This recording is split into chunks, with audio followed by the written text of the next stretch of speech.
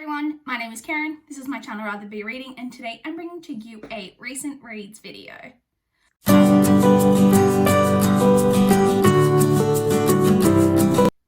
So it has been actually a little less than a week since I technically checked in because as you guys will know if you saw my last recent reads video, I filmed that midweek because I was off this past week, recovering from having all 4 of my wisdom teeth removed, but I do have a week's worth of books to talk about. So also, if you saw my vlog that should have gone up before this video, these are all of the books that I read during that vlog, but I didn't go into my in-depth thoughts, so I'll be doing that in this video. So I completed a total of 6 books and had 1 DNF. I'm very, very happy with that because I didn't listen to complete any audiobooks at all this past week, because I rarely do much audiobook listening outside of work. I pretty much on my commute and while I'm at work, that's where I do all my audiobook listening. So when I'm not at work, like I wasn't this past week, I get no audiobook listening done. But let's jump in and give my thoughts on the 6 books and the DNF that I had this past week. So the very first book that I completed this past week was Cress by Marissa Meyer. This is the 3rd book in the Lunar Chronicles. This one is a Rapunzel retelling. This I really, really enjoyed, probably my favorite of the series to date. There's a whole element that's kind of built up to with the ending and the whole end part. I really, really enjoyed. I really, really enjoy all of these characters. Obviously, I can't talk too much about it because it is the 3rd book in a series, but I honestly did really enjoy it and I gave it 4 stars.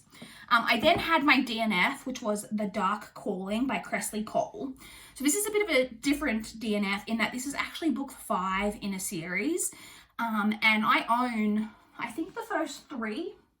I can't remember where they are on my shelves, but I think I own the first 3.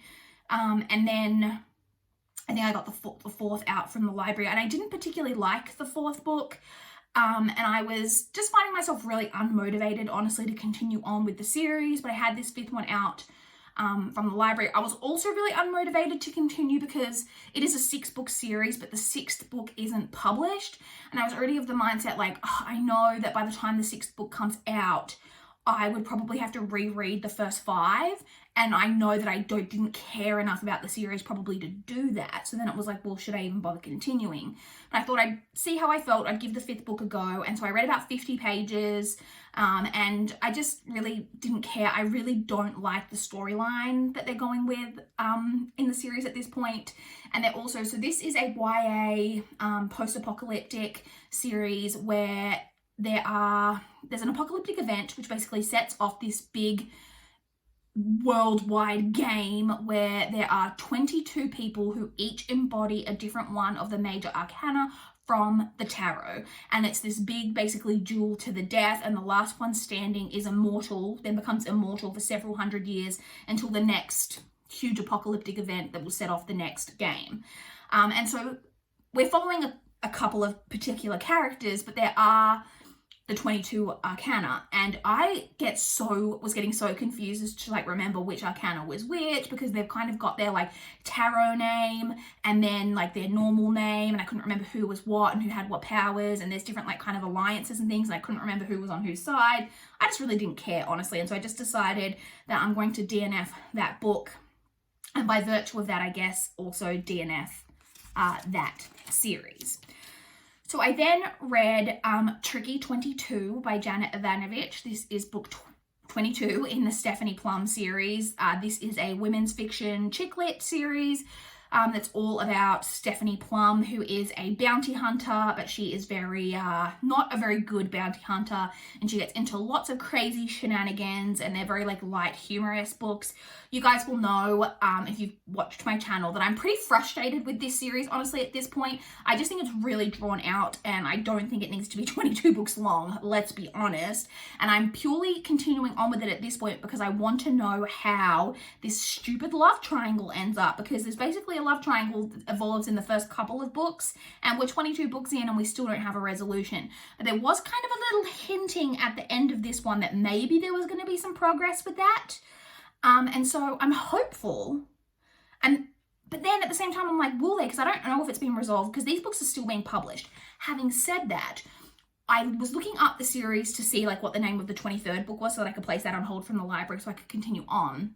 And I noticed that I think it's like book 27 or 28 was published, and then the next book that's coming out, because these are all, again, if you've watched my channel, you'll know that all of the titles of these books are like Tricky 22, Turbo 23, they're all like named after the number of the series, and it goes up to like 26 or whatever. But then the next book that's coming out has like a straight title, like a normal title with no number, and that made me go, ooh, does that mean that that's the final book? Because that's pretty exciting if that means that that's the final book, because that'll mean that there'll finally be a resolution. Anyway, I'm going off on a tangent. So, not a lot to report. This one was just okay. Like, it was pretty similar to every other one in the series, but it was okay. And in the end, I gave it 3 stars. I then read The Book of Ivy by Amy Engel. This was my TBR teacup pick for August. This is the first book in a duology. It's YA dystopian. It follows a character named Ivy who, so in this world, there was like, I think like a nuclear war, and the United States has been basically completely decimated, and Ivy lives in a, like, I don't know what you would call it, like a community of survivors, and it's several generations on from this big nuclear war, but when the town or community or whatever was first being settled post this nuclear fallout, there was a lot of antagonism between different parties, like different sides wanted to go different ways, like people disagreed about the way to run this community, and basically there was a fight between different factions, and one won and one lost, and it's now several generations later, and the way to keep the peace is that they marry off the like children from like the winning side and the losing side. They like marry them off to each other. And Ivy is the granddaughter of like the losing side, of like the head dude of the losing side. She's like his great-granddaughter or great-granddaughter. And she is being married off to the president, his son, like the president of this community. Is it the president? Is that what he's called? Like the head, I can't remember what he's called. Yeah, the president. She's being married off to his son, but she has a mission to kill him so that finally her family and her side or whatever can take power. And so that is the premise of this. And I honestly really, really enjoyed this. This is actually super short. It's only 282 pages. And it's very like simple, like kind of, there's not a lot like super groundbreaking necessarily in that plot, but the writing was really, really great. The characters were really, really great. The like romance that kind of is in this was done really, really well. It is like really kind of slow burn. I really, really liked the ending. And honestly, I'm really pumped to read the second one and see where this is going to go. I think that Amy Engel did a really great job with like taking a pretty, you know, a plot that like we've all kind of like heard like similar plot lines and taking it and really making it her own, turning it into something really great. And I honestly really, really enjoyed this, and I gave this 4.25 out of 5 stars. I then read You Were Made for Me by Jenna Guillaume. This is a ARC that I received in exchange for an honest review from NetGalley. And I just realized I didn't write down the publication date, so bear with me because my laptop's right here. I'm just going to double check on NetGalley. 11th of August. So this one is already out. This is YA contemporary. It is Australian. Jenna Guillaume is Australian.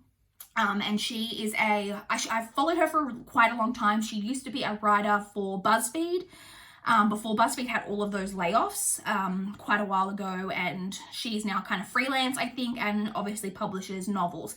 This is her second book. I didn't read her first one. I have it in physical copy that I bought, but it's on my TBR and I haven't got to it yet, but I was approved for this sophomore novel, her sophomore novel on NetGalley, and so I read this one. So this is YA contemporary. It follows the story of a girl named Kate who one day her and her friend are kind of messing around, and they're joking about like making the perfect guy, and she like molds this guy out of clay, and her friend makes this like silly scientific potion, but lo and behold, they create a boy. And he is the perfect boy, and he is dedicated to Kate, like the perfect boy, the perfect boyfriend, super hot, super loving and caring, and completely devoted to Kate. And that is kind of where the story kicks off from. This was just a lot of fun, super lighthearted, like comedic, kind of YA contemporary. Like obviously it's a little bit silly in the plot line. Like it's with that speculative twist, but it was just really enjoyable. I could honestly see this as a like teen rom-com. It has, you know, the high school, like snobby girl, like bitchy girl, like the head bitch. You know, it just had everything that you kind of expect from this type of story, but in the best way possible. It was really, really enjoyable. It does have some kind of, different sexuality rep that kind of comes up in the book. That piece of hair was just looking all kinds of janky. Different sexuality rep that kind of comes up that I thought was put in really well, that I really liked. And overall, this was just a really fun, enjoyable contemporary, and I ended up giving it 3.75 out of 5 stars. I then read Fairest by Marissa Meyer. So this is an in-between novel. So it was published in between Cress and Winter, the final book in their series, but it is actually a almost a prequel. Well, yeah, I guess technically a prequel. I think the entire book takes place pre-Lunar Chronicles, but it's meant to be read between books 3 and 4. So this is the story of Queen Levana, who is the main villain of the Lunar Chronicles. It's not very long. It's like 220 pages, and I honestly really enjoyed this as well. I thought this was really well done. I thought that it did a good job of providing context and like background without going too far down the path of trying to make like justify a character's actions, because I don't think Marissa Meyer ever really falls into that trap. She's just really telling the background and giving like context for what's going on in the story, but without trying to make you think, oh, well, like she's validated in like why she is the way that she is. And I really, really thought that was really well done. And I enjoyed the story. I liked getting the background to Queen Levana, and I gave this 4 stars as well. And then the final book that I read this week was I've Got You Under My Skin by Mary Higgins Clark. Now this I read, so this is from my library, but I read this because I've got my project, one of my goals this year, as you guys know, to read some of the older books that I have marked as to read on Goodreads. And I actually have the second book in this series marked as to read on Goodreads, but I wanted to read book 1 before I got to book 2. So that's why I picked this up. And I have heard of Mary Higgins Clark. I think most people have. She's a pretty prolific, like, crime mystery writer. I wasn't sure if I'd ever read anything by her before. I thought possibly I had, maybe in high school, wasn't too sure. So I picked this up. It is, I didn't really know too much about what it was about, but it's basically about this woman who, her husband was shot and killed while he was out at the park with their son. Like the son was like 5 years old, and he shoots the husband and then says to the kid, tell your mum she's next and then I'm coming after you. And then he runs away. And now it's like several years later. It's like, so maybe, sorry, I don't think the kid was 5. I think the kid was like 3. So like 5 years later, he's like 8 years old. And the crime has never been solved. And the mother is now she's a producer for a television station, and she is working on this new true crime television series. And they're doing that, and they're working on this big pilot episode for this new show, and they're looking into a cold case. Not that cold case, that just is a side kind of plot. They're actually looking into the cold case of this case where there were 4 women who had all just graduated from high school, and it was like, was it high school or college? No, it's high school. They're going off to college. They've just graduated from high school, and one of them is particularly affluent, and he throws them a big graduation party, the 4 girls, when the mother of one of the girls, like, they all end up sleeping the night in the house, and like the mother is found murdered the next morning, smothered in her sleep, and it's never been solved, and it's like, wasn't one of the girls, etc. This was bad. this was not good.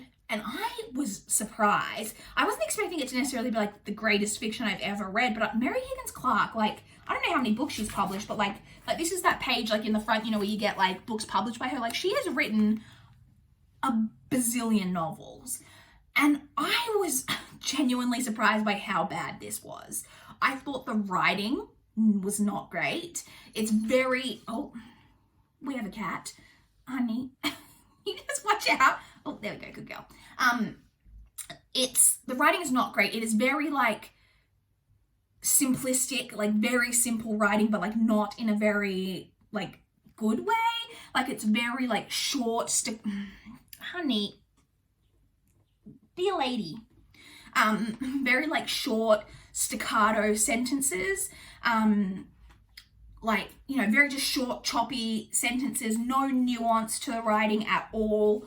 All of the characters are completely surface level.